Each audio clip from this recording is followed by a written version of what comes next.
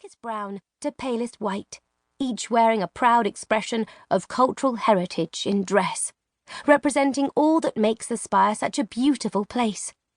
Oh, how I love my homeland. I do wish for the millionth time that I could enjoy my gifts privately. But that is not our way, for birthday celebrations are always a big to-do, and so I give my father a smile. Of course. Oh, Vaela, my mother says, when you open the last one, that small one there at the edge of the table, you'll be the envy of everyone in the room. But I won't say another word. I don't want to spoil the surprise. I think she may be more excited than I am, but I must admit my curiosity is piqued. All right then, I'm ready. It's a lie, but a necessary one. It's my birthday. The party is in full effect. I must play my part.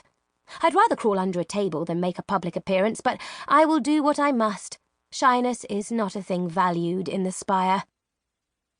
The musicians play the closing notes of a lively waltz, and my father signals for them to wait.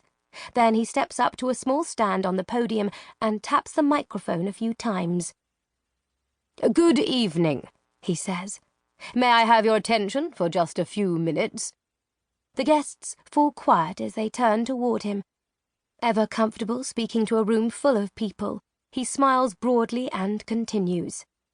"Friends and colleagues, citizens and patriots, I thank you most graciously for being here this evening. It's not every day that we have the opportunity to celebrate a milestone like this one. A 16th birthday, a coming of age, a step into life as a true citizen of the Spire." The guests applaud, and my father turns to me. "Vaela, your mother and I could not be more proud of the young woman you have become. I hope these 3 gifts will demonstrate our admiration, our respect, and most of all, our love." He extends an arm, and I step forward, trembling a bit as I realize that all eyes in the room are now on me. By God, by the Maker, I am incredibly uncomfortable. My father reaches for a tiny rectangular box and places it in my hands. "Go ahead," he says.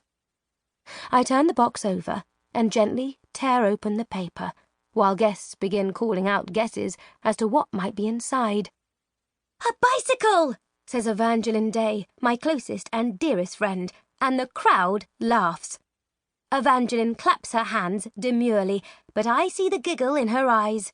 She's the picture of societal grace, but I know her, and she is wicked. In all the best ways, of course. She'd kiss a boy before he made any declaration of intention, and she'd tell you all about it.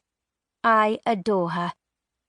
A heavy-set woman at the edge of the dance floor, a friend of my mother's, I believe, says, "A great stuffed bear."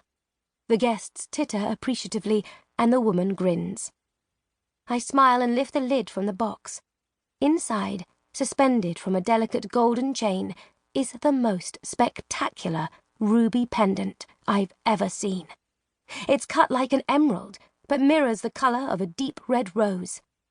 The facets catch the light, glittering beneath the warm glow of the chandeliers. I look up at my father. "It's beautiful. See what's written on the back," my mother whispers. I turn the pendant over to find a single word inscribed in tiny print. Ansana. It's an old word, from a language now mostly lost to the Spire, but a word still known and with many meanings. Family, love, forever. My eyes fill with tears. "Thank you," I say. "Thank you so much, both of you." My mother takes the pendant and fixes it around my neck, and the guests applaud once again. My father hands me a second box. This one is wide and flat, and quite heavy. I set it on the table and begin to unwrap it. When I see what's inside, I draw in my breath. It's a map of the continent, framed in ebony wood, with a crimson mat set inside to bring out the colour of the red and black pens with which the map was drawn. But it's not just any map. It's one of mine.